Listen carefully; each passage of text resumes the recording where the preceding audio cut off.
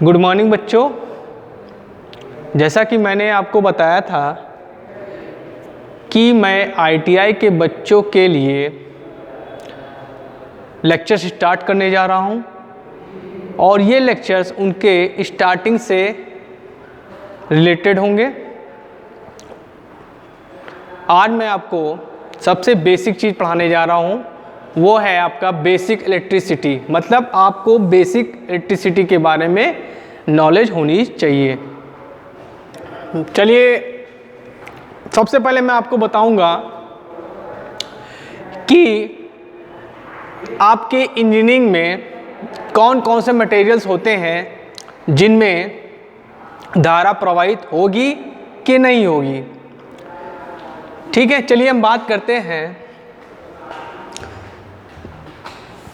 ये तीन प्रकार के होते हैं। एक होता है आपका कंडक्टर, जिसको हम लोग बोलते हैं चालक। दूसरा होता है इंसुलेटर, जिसको हम लोग बोलते हैं विद्युत रोधी या कुचालक।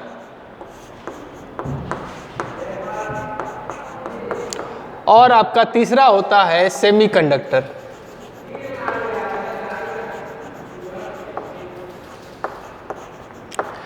जिसको बोलते हैं अर्धचालक।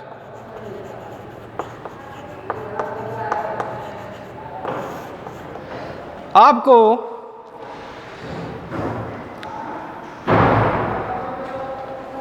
विद्युत ऊर्जा को पढ़ने से पहले आपको इनके बारे में नॉलेज होनी चाहिए। ठीक है, चलिए बात करते हैं पहले कंडक्टर की, चालक की। चालक क्या होता है?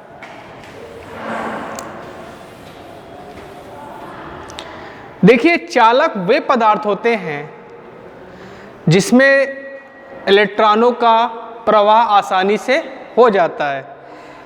इट मीन्स ये वे चालक होते हैं जिनमें मुक्त इलेक्ट्रॉन जो होते हैं ज़्यादा पाए जाते हैं। इन पदार्थों में धारा को आसानी से प्रवाहित किया जा सकता है। ठीक है,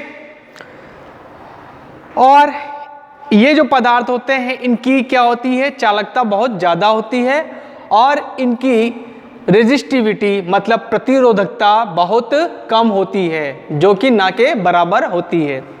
अब चालक क्या होते हैं? चालक एग्जाम्पल दे सकते हैं हम, जैसे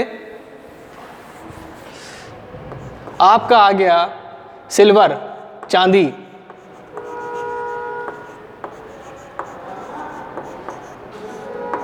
दूसरा आपका आ गया कॉपर। तीसरा आपका आ गया एल्यूमिनियम।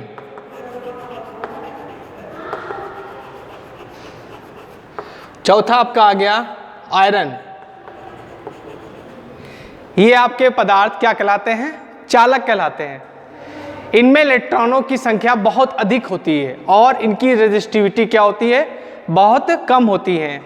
फॉर एग्जाम्पल अगर हम बात करें कॉपर की, तो कॉपर में फ्री इलेक्ट्रॉन्स 10 की पावर 22 लगभग होते हैं। एक अच्छे चालक में जो इलेक्ट्रॉन होते हैं, मुक्त इलेक्ट्रॉन होते हैं, वो क्या होते हैं? लगभग 10 की पावर 22 इलेक्ट्रॉन्स होते हैं और इसकी जो रेजिस्टिविटी होती है बहुत ही ना के बराबर होती है। ठीक है, और चालक क्या हो सकता है? चालक वो होता है जिसमें धारा आसानी से प्रवाहित हो जाती है। अब इसके बाद हम बात करेंगे कि इंसुलेटर किसे कहते हैं।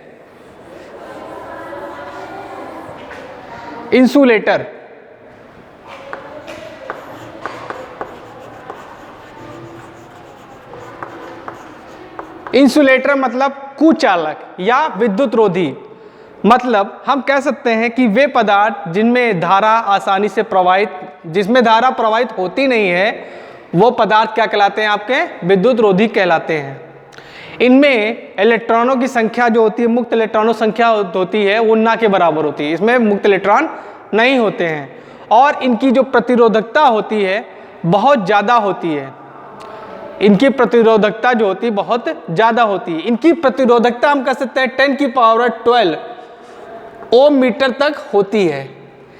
एक जो अच्छा इंसुलेटर होता है उसमें जो प्रतिरोधकता होती है 10⁻12 ओम मीटर होती है।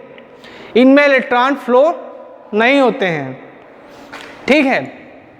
अब इसके बाद हम बात करेंगे सेमीकंडक्टर की। सेमीकंडक्टर क्या होते हैं?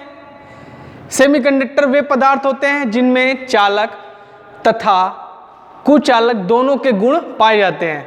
इट मीन्स ये कह सकते हैं नॉर्मल कंडीशन पे ये इंसुलेटर की तरह व्यवहार करते हैं और ताप देने पर या अन्य कंडीशन लगाने पर ये क्या बन जाते हैं? चालक बन जाते हैं। हम कह सकते हैं कि अर्धचालक में चालक तथा कुचालक दोनों के गुण पाए जाते हैं और इनके एग्जाम्पल होते हैं जर्मेनियम में सिलिकॉन, जर्मेनियम एंड सिलिकॉन। इनके आउटर सेल में इलेक्ट्रॉनों की संख्या क्या होती है? 4 होती है। इनके आउटर सेल में इलेक्ट्रॉनों की संख्या 4 होती है। अगर आपसे पूछा जाए बच्चों कि अर्धचालक में बाहरी कक्षा में इलेक्ट्रॉनों की संख्या कितनी होती है, तो वो होती है 4। ये क्वेश्चन आपसे पूछा भी गया है। तो आज हमने क्या पढ़ा? चालक किसे कहते हैं, कुचालक किसे कहते हैं और अर्धचालक किसे कहते हैं, ठीक है। इसके बाद हम पढ़ेंगे परमाणु की संरचना। परमाणु क्या होता है, अणु क्या होता है, इसके बारे में हम पढ़ेंगे, ठीक है। वो मैं आपको अगले लेक्चर्स में बताऊंगा, ठीक है। Thank you.